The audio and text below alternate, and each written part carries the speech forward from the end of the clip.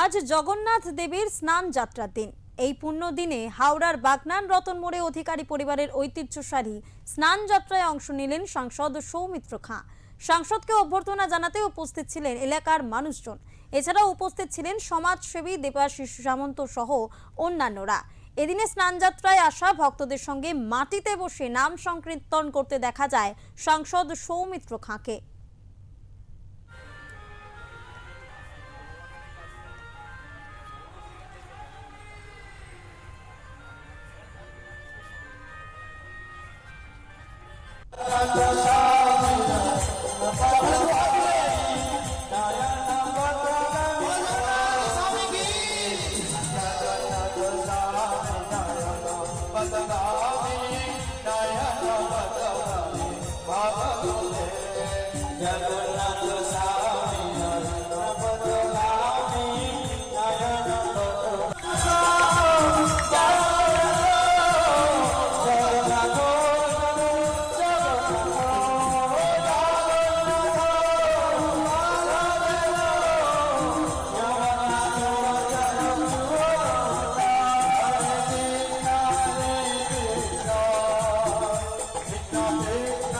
পশ্চিমবাংলার মানুষ আজকে বাগনানের শশাঙ্কর বাড়ি এসেছি।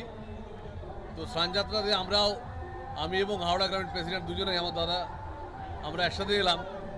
তো শুধু একটাই বার্তা যে পশ্চিমবাংলায় যে নোংরা জল ছিল 2026-এ পশ্চিমবঙ্গের মানুষ তাই নোংরা জলটাকে বিতাড়ন করেছে। সেই নোংরা জলকে পরিষ্কার রাখার দায়িত্ব সকলের, এবং এই জগন্নাথের আশীর্বাদ নিয়ে আমরা মানুষের যাতে প্রতিনিয়ত কাজ করতে পারি এবং পরিষ্কার পরিচ্ছন্ন পরিবেশ তৈরি করতে পারি, মানুষের মন যাতে পরিষ্কার থাকতে পারে, এই স্নান যাত্রাতে ঠাকুরের কাছে এটাই প্রার্থনা করব। পশ্চিমবাংলার মানুষের যে চোখ খুলেছে এবং আমরা যাতে প্রচুর উন্নতি করতে পারি আমাদের চিফ মিনিস্টার মাননীয় শুভেন্দু অধিকারীর মাধ্যমে।